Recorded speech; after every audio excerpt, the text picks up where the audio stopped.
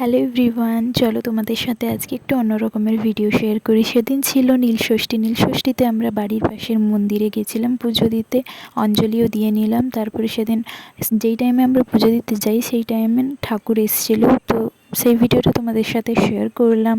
তারপরে আমরা বিকেলে গেছিলাম চড়ক দেখতে। তো তোমরা ভাবছো তো সামনে এত বুগলু হাঁ করে কী দেখছে, সামনে সবাই নেচে নেচে যাচ্ছিল। আর নাচছিল কেন, সেটা হলো ওই দিন ছিল মালিচন্দন বা ফুলচন্দন, তাই সবাই নেচে নেচে যাচ্ছিল। আর মালিচন্দনের পরেই কিন্তু চড়ক গাছে উঠতে পারে।